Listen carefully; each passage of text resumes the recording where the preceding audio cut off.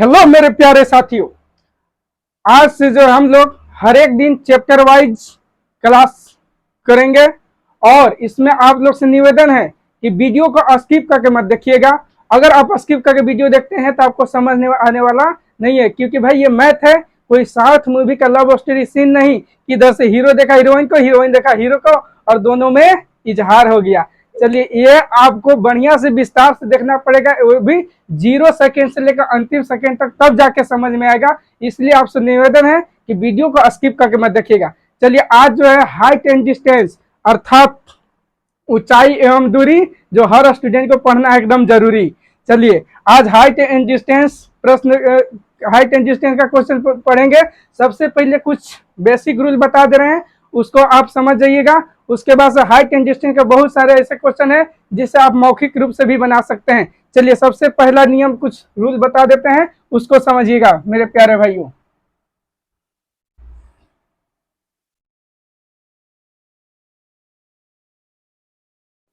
Angle दिया यहाँ पर 30 डिग्री, त्रिभुज मान लेते ए बी सी और इसका आधार मान लेते हैं 10 मीटर दिया है। एंगल दिया 30 डिग्री, आधार कितना है 10 मीटर। अगर आपसे पूछ देगा कि इसका ऊंचाई कितना होगा, अगर 30 डिग्री रहे तो याद रखिएगा 30 डिग्री के सामने जब भी कोई वैल्यू निकालिएगा तो आधार में √3 से भाग कीजिएगा तो ये वाला वैल्यू निकल जाएगा। कुछ यहाँ पर नियम लिख दे रहे हैं। 30 डिग्री के सामने, 30 डिग्री के सामने √3 से भाग और 60 डिग्री के सामने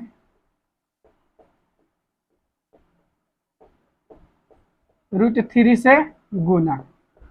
बस इसी बात को याद रखना है मेरे प्यारे भाइयों, मित्रों, साथियों। 30 डिग्री के सामने √3 से भाग करना है और 60 डिग्री के सामने √3 से गुणा। तो 30 डिग्री है तो इसके सामने √3 से भाग कीजिएगा, इसका वैल्यू निकल जाएगा 10/√3, यानी ए बी का जो लंबाई निकलेगा 10/√3। अगर एंगल दिया रहे 60 डिग्री, एंगल दिया 60 डिग्री और ये वाला वैल्यू आपके दे दे 15। अगर ऊंचाई पूछेगा तो अभी बताए 60 के सामने √3 से गुणा होगा और 30 के सामने √3 से भाग। तो 60 के सामने कीजिएगा तो √3 से गुणा कर देना है तो 15√3 मीटर इसका लंबाई निकलेगा।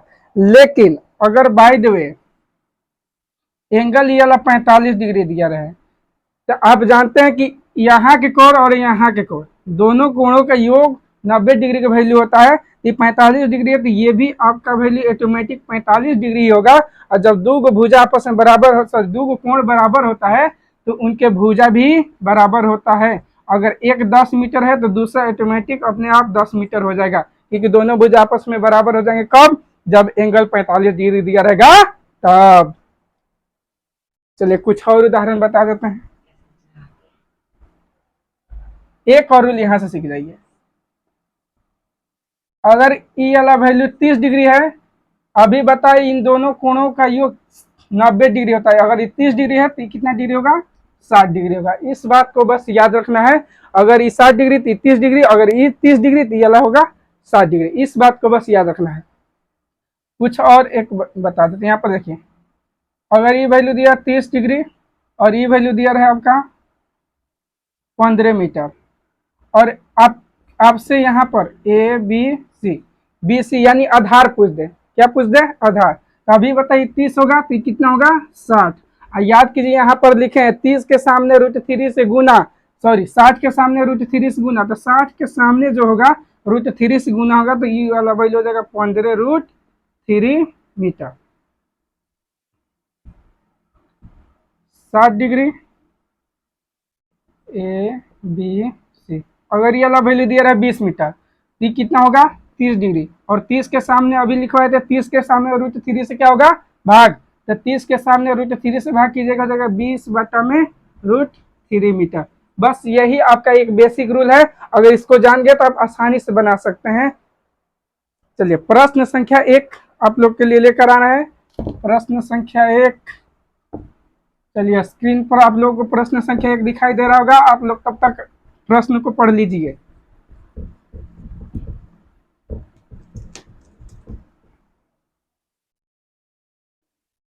प्रश्न संख्या 1 दिया है, एक क्षैतिज समतल पर स्थित दो टावर पाद से गुजर रही रेखा पर क्रमशः 9 फीट 16 फीट की दूरी पर दो बिंदुओं से उन्नयन कोण पूरा कोण है, तो टावर की ऊंचाई क्या है?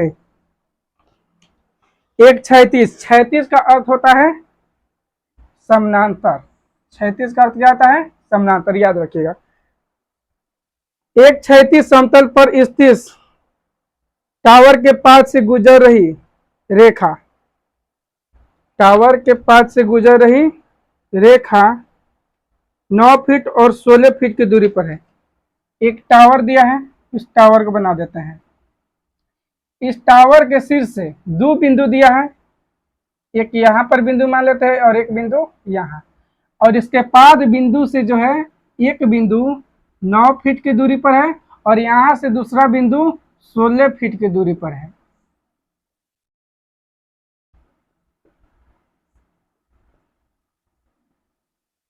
इसमें पूछा है टावर की ऊंचाई क्या होगा।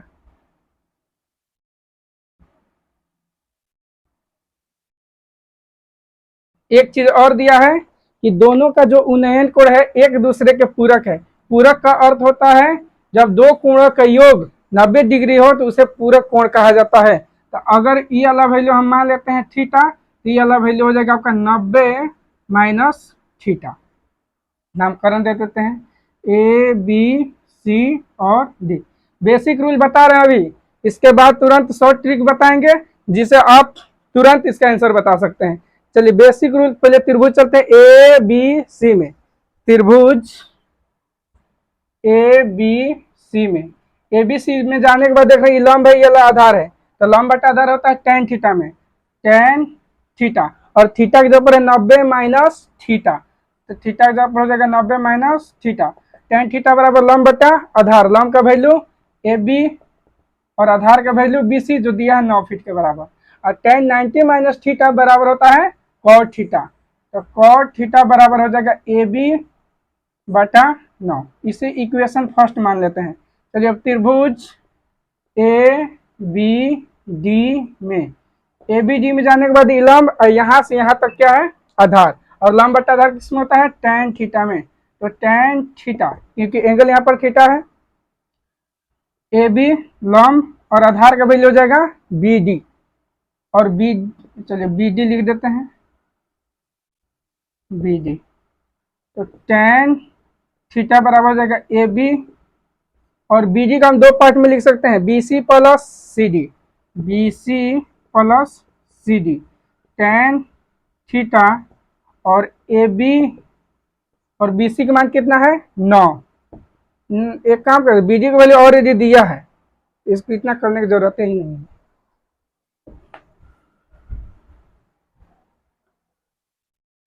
टेन थीटा बराबर हो जाएगा ए बी और बी डी का मान दिया कितना 16 फीट दिया है, इसको मान सॉरी एक काम करते हैं, टेन का उल्टा क्या होता है कॉट, इसको अगर कॉट में चेंज कर देंगे तो हो जाएगा कॉट थीटा, अगर इसको पलटे हैं तो ये भी पलट जाएगा, तो 16 बटा कितना हो जाएगा ए बी, इसको मान लेते इक्वेशन सेकेंड, और सब इक्वेशन फर्स्ट और इक्वेशन सेकेंड से दे रहे लेफ्ट लेफ्ट बराबर, तो राइट राइट भी क्या हो जाएंगे बराबर इक्वेशन फर्स्ट और इक्वेशन सेकेंड से, तो हम कह सकते हैं ए बी बटा 9 बराबर हो जाएगा 16 बटा ए बी।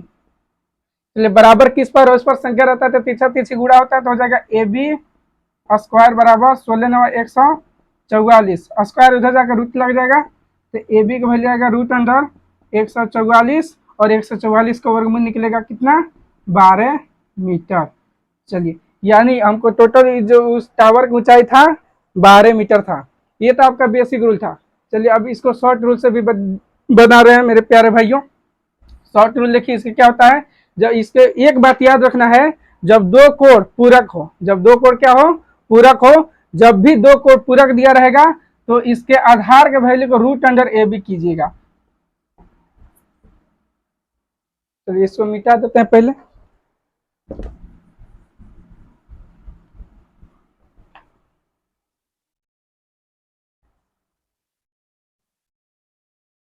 याद रखिएगा जब भी दो कोण एक दूसरे के पूरक दिया रहे और इसका ऊंचाई पूछे तो इसका शॉर्ट में क्या बनाना है,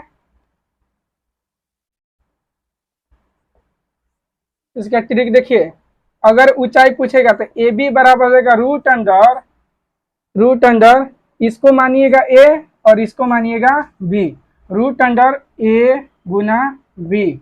ए का वैल्यू कितना है 9 और बी का वैल्यू कितना है 16, 16 9 कितना हो जाएगा 144 और 144 का वर्गमूल निकालिएगा कितना का 12 सेमी।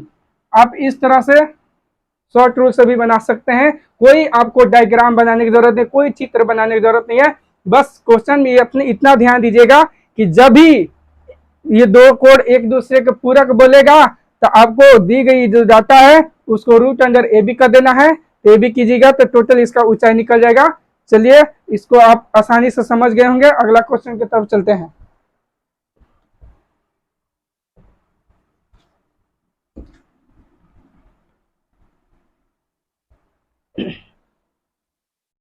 चलिए अगला क्वेश्चन दिया है, किसी टावर के आधार से 36 मीटर और 64 मीटर की दूरी पर और उसी रेखा में स्थित दो बिंदुओं से उस टावर से शीर्ष के उन्नयन को परस्पर पूरक है।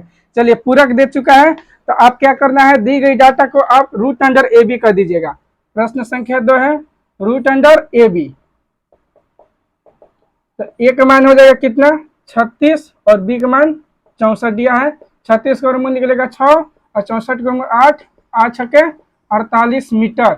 इसमें क्या पूछा था, टावर की ऊंचाई, टावर की ऊंचाई हो जाएगा 48 मीटर, ऑप्शन नंबर बी।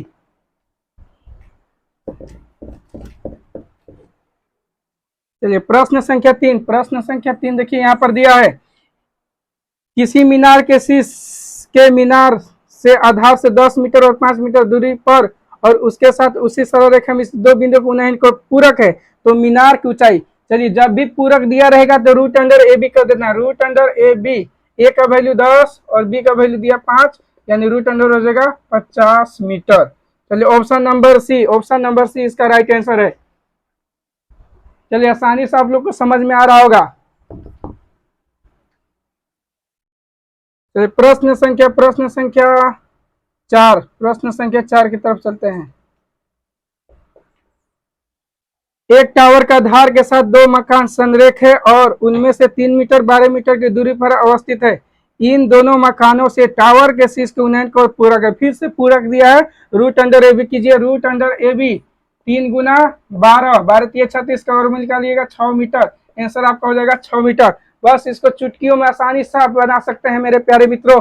बस आपसे इतना निवेदन है कि शुरू से अंत तक पूरा कंसेप्ट के साथ देखें, तब जाके आपको अच्छा से बढ़िया से समझ में आएगा मेरे प्यारे भाइयों साथियों।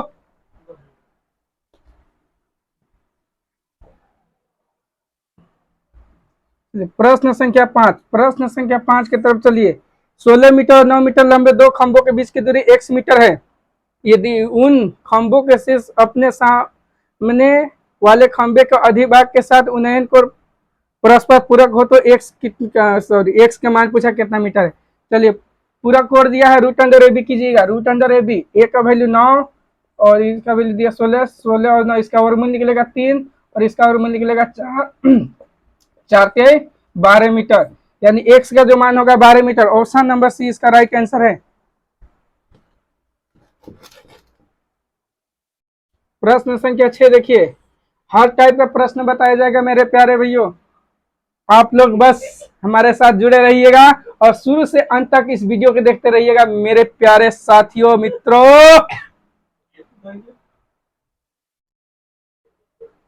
P तथा Q दो बिंदु इमारत के आधार से क्रमशः x और y के बीच की दूरी तथा एक सीधी रेखा पर है। यदि बिंदु P तथा Q से इमारत की छोटी उन्नयन को पूरक हो तो इमारत की ऊंचाई। चलिए x और y दिया तो रूट अंडर हो जाएगा X Y, option number D, option number D root under X Y, direct formula ही पूछ दिया है, शॉर्ट ट्रिक में से बताया था रूट अंडर एक्स वाई।